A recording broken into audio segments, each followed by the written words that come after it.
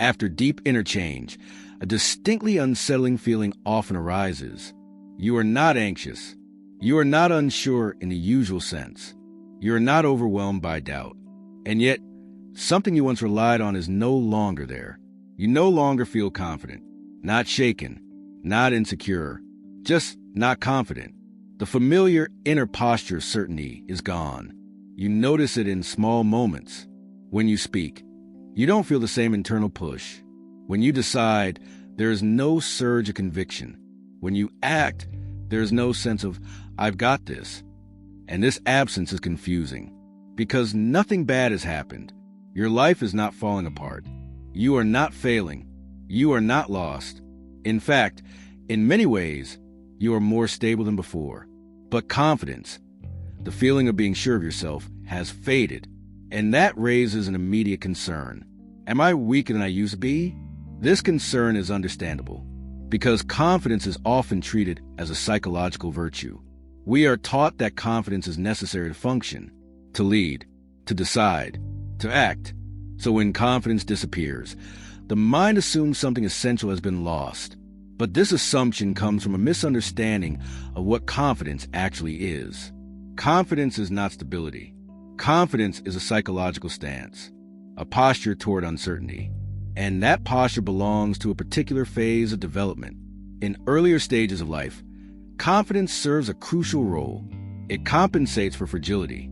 It helps you act when you are unsure. It allows you to move forward despite fear.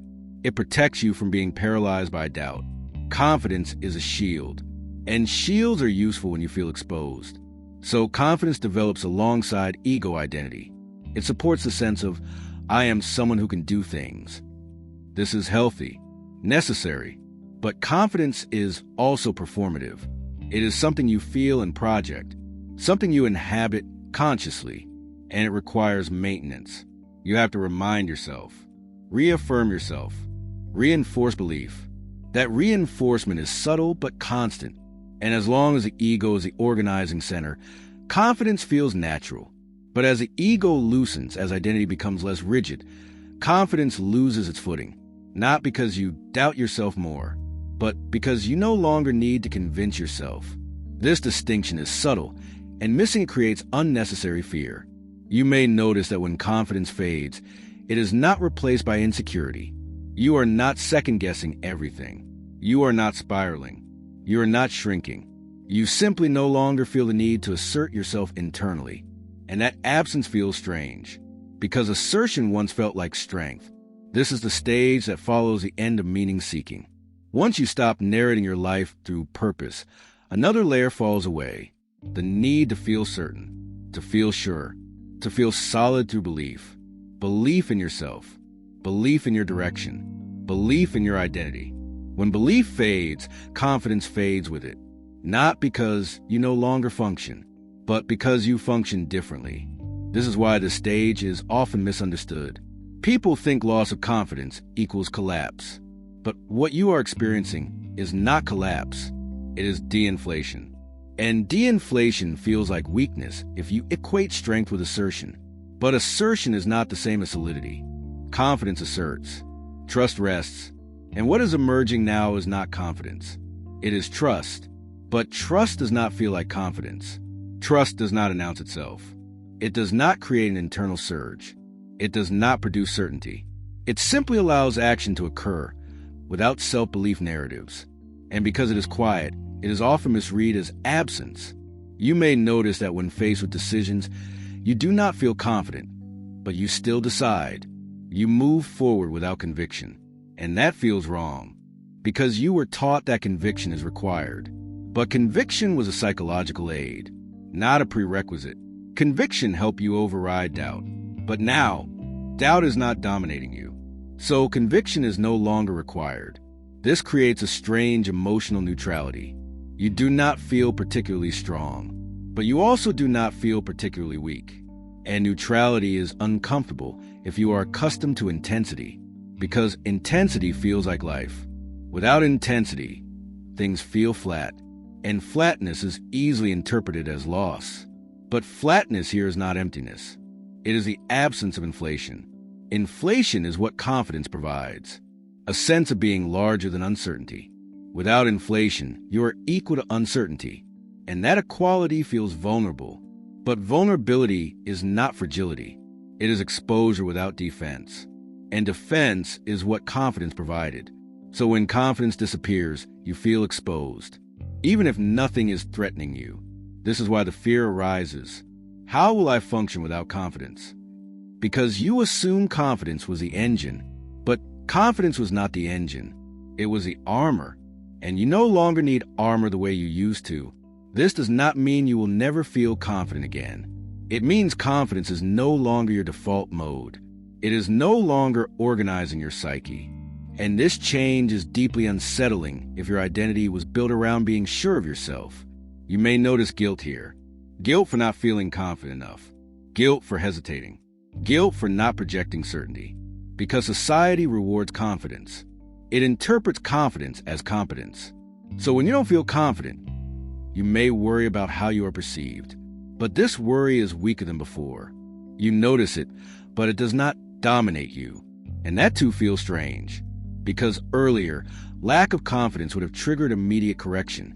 Now you let it be, and letting it be feels irresponsible. But it is not irresponsibility. It is accuracy. You are no longer pretending to be sure when you are not. You are not compensating. You are not inflating. You are allowing uncertainty to exist without defending against it. This is a significant psychological shift, and it does not feel heroic. It feels quiet, almost anticlimactic. This is why many people at this stage think something has gone wrong. They expect growth to feel empowering, to feel expansive, to feel confident. But growth at this stage feels humbling because it removes illusions of control. You're no longer propped up by belief.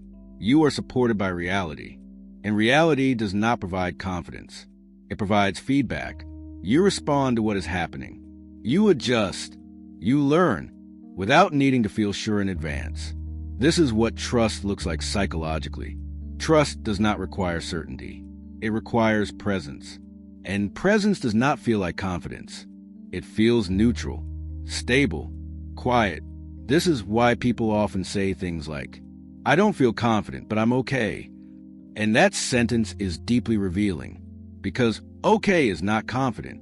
It is grounded, and groundedness does not produce an emotional high. It produces steadiness. Steadiness is easy to overlook because it does not excite, it does not assert, it does not impress. But steadiness is what allows long-term functioning. Confidence spikes. Steadiness holds. Carl Jung believed that one of the hallmarks of psychological maturity was the capacity to tolerate uncertainty without rushing to resolve it. Confidence often resolves uncertainty prematurely. It says, "I know," even when you don't. This can be useful early in life. But later, it becomes distortive. It creates overcommitment, over-identification, rigidity. So when confidence fades, what you are losing is not strength. You are losing premature certainty. And losing premature certainty feels like losing ground. But what you are actually losing is overreach. This is why your actions may feel slower, more deliberate, less forceful, but also less conflicted. You are no longer pushing past uncertainty. You are moving with it. This is not weakness. It is precision. Precision requires humility, and humility does not feel confident. It feels honest. This is the psychological territory you are entering, and it is unfamiliar, because honesty was not always rewarded. Confidence was. So when confidence fades, the psyche expects punishment. It expects failure. It expects collapse. But collapse does not come. Life continues, and that realization is both relieving and confusing. You may notice that you are less inclined to describe yourself, less inclined to claim traits, less inclined to say, "I am this kind of person," because confidence supported identity claims. Without confidence, identity feels looser, and loose identity feels unsafe if you are attached to definition. But looseness is not disappearance. It is flexibility. And flexibility is a form of strength that does not announce itself. This is why the loss of confidence is so often misinterpreted, because we confuse confidence with capability. But capability does not require confidence. It requires engagement. You can engage without feeling sure. You can respond without believing in yourself. You can act without conviction. And you are discovering this. But discovering it feels unsettling because it contradicts everything you were taught. This first chapter is not about convincing you that losing confidence is good. It is about accurately describing what is happening. So you do not rush to rebuild confidence artificially, because artificial confidence is inflation, and inflation creates fragility. The psyche is moving away from fragility toward trust, but trust cannot be forced. It emerges when you stop trying to feel a certain way. This is why trying to build confidence now feels wrong. Affirmations feel hollow. Psyching yourself up feels forced. Self-belief narratives feel disconnected, not because they are false, but because they are no longer necessary. And unnecessary structures eventually collapse. The stage asks for patience, for tolerance of neutrality, for willingness to act without emotional reinforcement. And that is difficult because you were taught to rely on feelings to guide you. Now, feelings are quieter, and guidance comes from attunement. This is a transition you are in, from confidence to trust. But trust does not feel like confidence. And until you understand that, this stage will feel like loss. In the next part of this exploration, we will look at why trying to rebuild confidence recreates ego inflation, and how trust functions without self-belief. For now, it is enough to recognize this. You are not becoming weaker. You are becoming less inflated. And that shift feels unsettling only because it is unfamiliar, not because it is wrong. Once you notice that confidence has faded, the instinct to restore it appears almost immediately. Not loudly, not dramatically, quietly. You tell yourself that confidence is important, that you should feel more certain, that maybe you just need to remind yourself who you are. So you try. You speak to yourself differently. You try to stand a little firmer. You attempt to summon conviction before acting, and something feels wrong. Not painful, not frightening, just false. The confidence does not arrive. Or if it does, it feels thin, unstable, like a posture you are holding rather than a state you are inhabiting. This is the moment many people begin to worry, because rebuilding confidence used to work. Affirmations used to help. Self-talk used to strengthen resolve. Reminding yourself of past successes used to create momentum. Now, those same strategies feel disconnected, almost embarrassing, not because they are untrue, but because they are unnecessary. This is a critical misunderstanding of this stage. You assume confidence disappeared because something weakened, so you try to strengthen it. But confidence did not disappear because it weakened. It disappeared because it lost its function. And when something loses its function, trying to revive it creates distortion. This is why rebuilding confidence now feels artificial. Confidence belongs to ego identity. It supports the sense of, I know who I am and I can handle this. But as ego identity loosens, the need for that support diminishes. Trying to restore confidence at this stage is like reinforcing scaffolding after the building has stabilized. The scaffolding no longer fits, and forcing it back creates imbalance. This is where confidence subtly becomes inflation. Inflation is not arrogance. It is over-identification. It is the ego expanding beyond what is necessary. Earlier in life, some inflation is useful. It gives you courage. It helps you step into uncertainty. But later, inflation creates rigidity. You become attached to being sure, attached to being right, attached to being someone who knows. And this attachment becomes fragile because reality does not always cooperate. Jung observed that as people mature psychologically, the ego must shrink rather than grow, not disappear. Shrink, become proportionate. When the ego remains inflated, it clashes with reality. When it becomes proportionate, it adapts. Confidence is a form of inflation, a mild one, a socially acceptable one, but inflation nonetheless. So when confidence fades, what is actually happening is deflation. And deflation feels like loss if you mistake inflation for strength.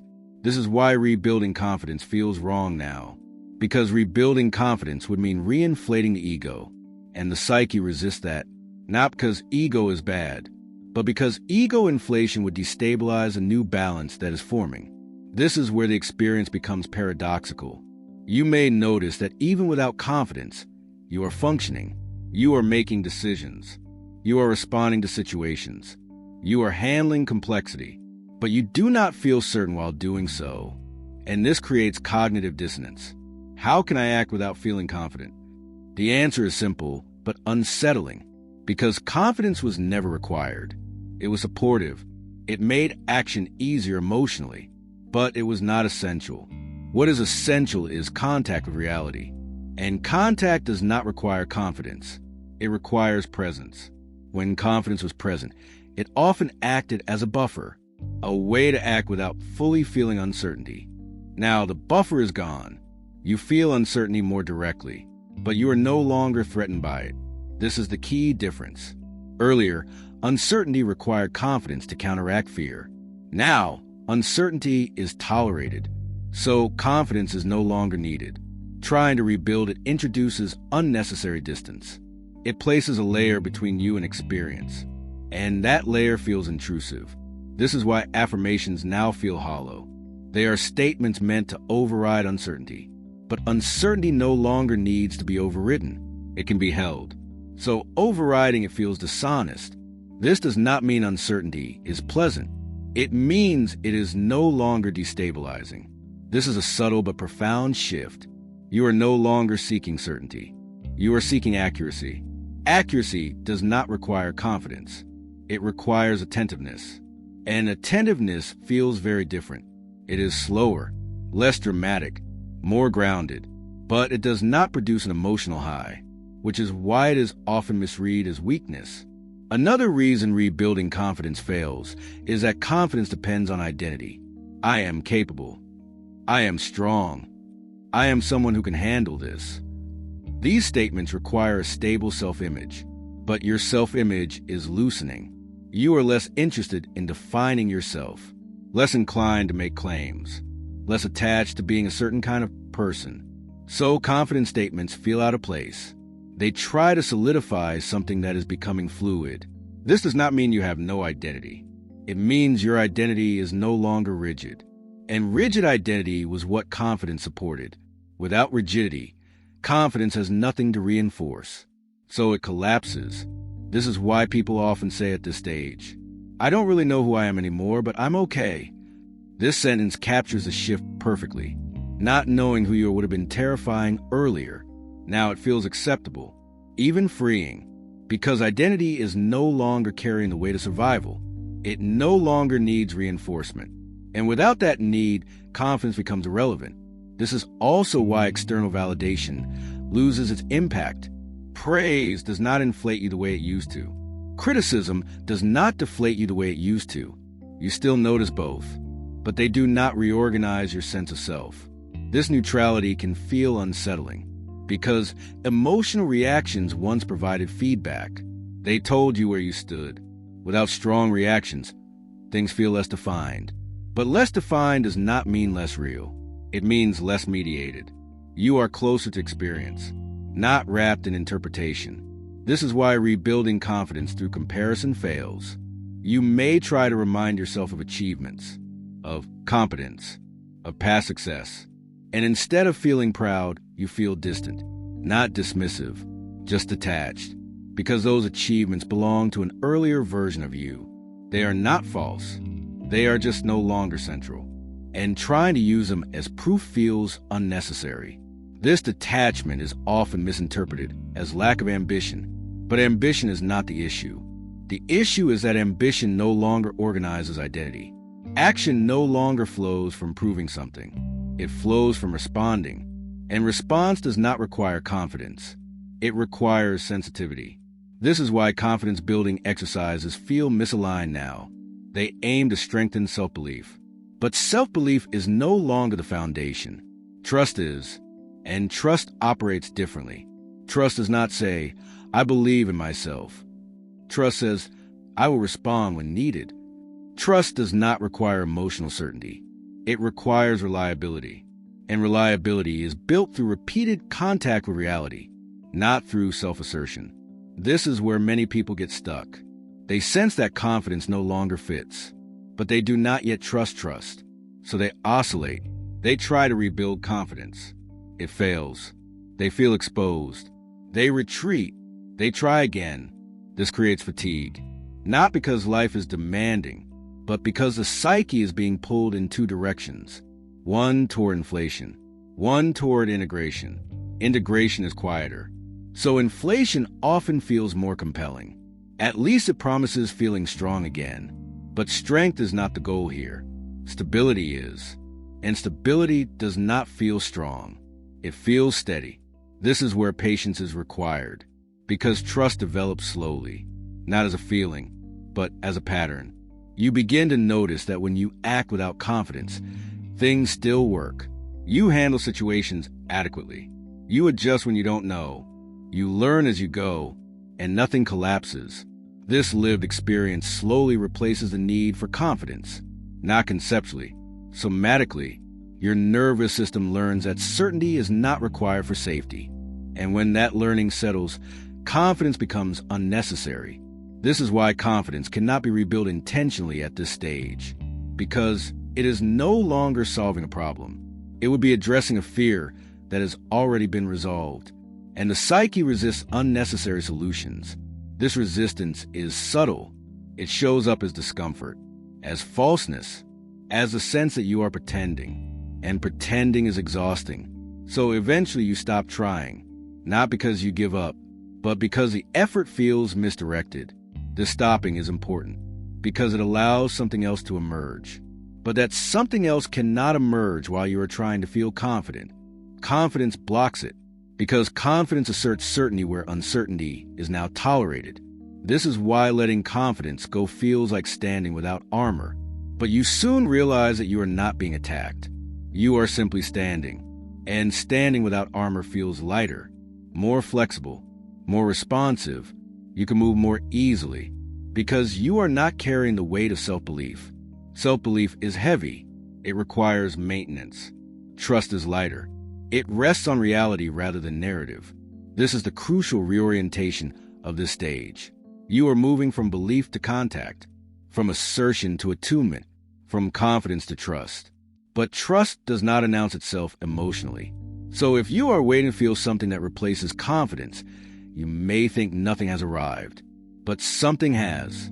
It just does not feel like what you expect. It feels ordinary, which is why it is easy to miss. This second chapter is not about rejecting confidence. It is about understanding why confidence no longer organizes your psyche, why trying to rebuild it creates tension, and why the discomfort you feel is not a sign of weakness. It is a sign of recalibration. In the final part of this exploration, we will look at how trust actually functions in daily life, how action continues without self-belief, and why this form of stability is deeper than confidence ever was. For now, notice how every attempt to rebuild confidence feels slightly off, not because you are failing, but because you are no longer meant to live from that structure. If you stop trying to rebuild confidence and allow the discomfort to remain, something subtle begins to take shape, not as a feeling, not as a realization, as a pattern. You begin to notice that even without confidence, life continues to move. You make decisions without certainty. You act without conviction. You speak without rehearsing assurance. And nothing collapses. At first, this feels almost unsettling, because you were taught that confidence was a stabilizer, that without confidence, hesitation would take over, that doubt would paralyze you. But instead, something else happens. You hesitate, and then you move anyway, not impulsively, not forcefully, appropriately. This is the moment where trust quietly replaces confidence. Trust does not feel like anything in particular. It does not create an internal posture.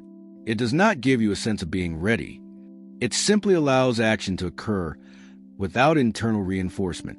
You do not need to believe in yourself to respond to what is happening. You respond because something is happening. This is a crucial distinction. Confidence is internal. Trust is relational. Confidence says, I know who I am. Trust says, I can meet what arises. And meeting what arises does not require certainty. It requires presence. This is why trust feels so different from confidence. Confidence inflates the self. Trust decentralizes it. You are no longer the focal point. The situation is. And when the situation becomes a focal point, action becomes simpler. You are not asking, can I do this? You are asking, what does this require? And that question does not demand confidence. It demands attention. This shift is subtle but profound, because attention is quieter than belief. Belief energizes. Attention stabilizes. This is why trust often feels less powerful than confidence. But power was never the point. Coherence is. As trust begins to operate, you may notice that your actions feel less dramatic. You no longer psych yourself up. You no longer feel the surge of certainty before moving. You simply move. And because you are not expending energy on self-belief, your energy is more available for the task itself. This makes action feel cleaner, less entangled. You are not fighting doubt. You are not amplifying certainty. You are responding. This responsiveness is what allows trust to function. Trust is not a feeling you summon. It is a pattern that emerges when you stop interfering. When you stop trying to feel a certain way before acting. When you stop demanding internal alignment before engagement. This is why trust takes time to recognize. Because it does not announce itself emotionally. It shows itself through consistency, through reliability, through the quiet observation that you handle what arises, even without confidence. This observation slowly rewires your relationship to uncertainty. Uncertainty no longer signals danger. It signals openness.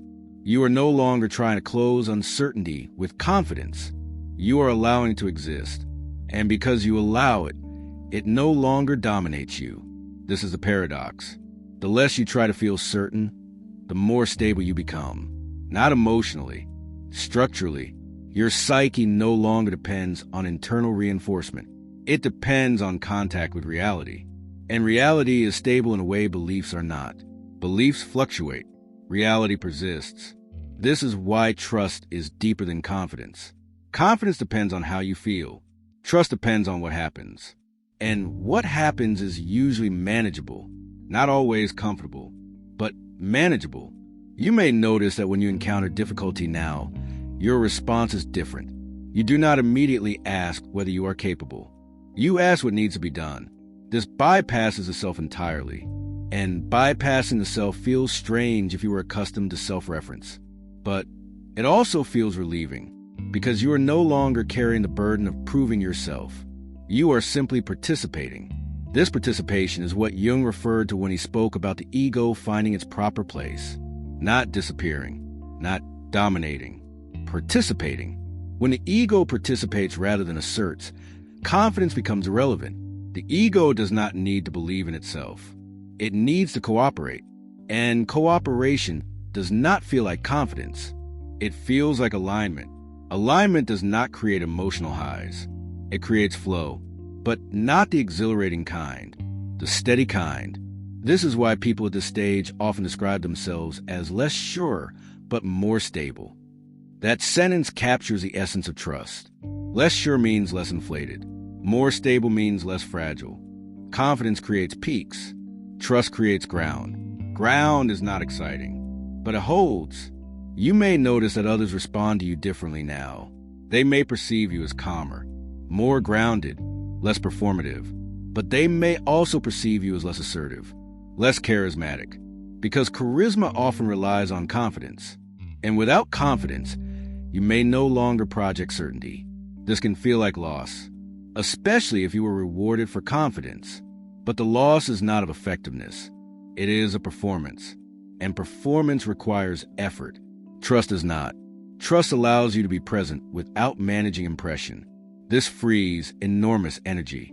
Energy that was once spent maintaining an image is now available for perception.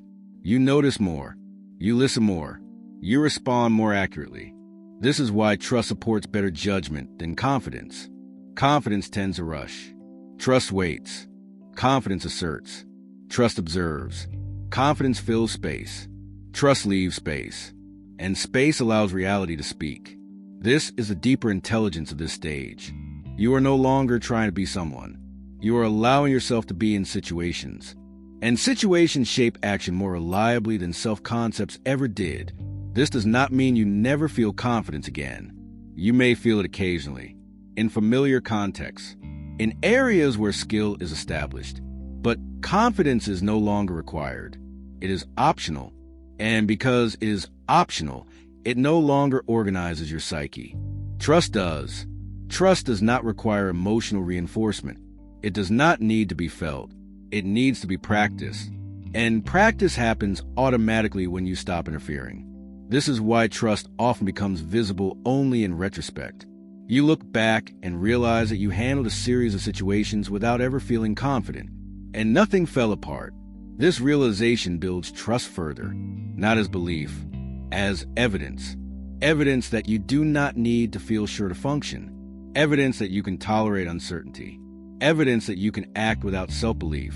This evidence accumulates quietly until confidence feels unnecessary. Not wrong, unnecessary. And when something becomes unnecessary, it stops being sought. This is why the anxiety about not feeling confident eventually fades. Not because confidence returns, but because the absence of confidence stops being interpreted as danger. It becomes neutral, sometimes even preferable, because neutrality allows responsiveness.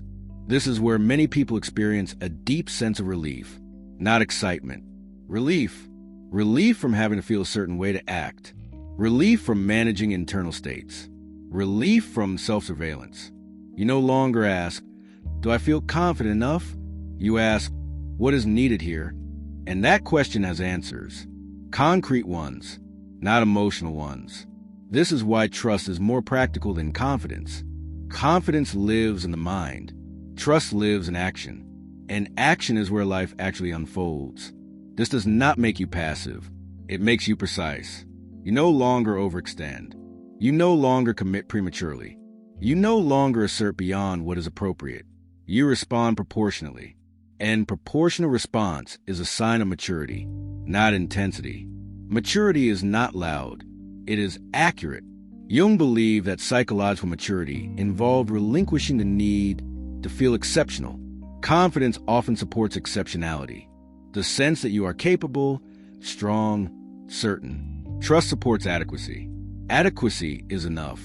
Adequacy does not need reinforcement. It functions. And functioning is what matters. This is why the transition from confidence to trust feels like a loss only if you equate worth with intensity.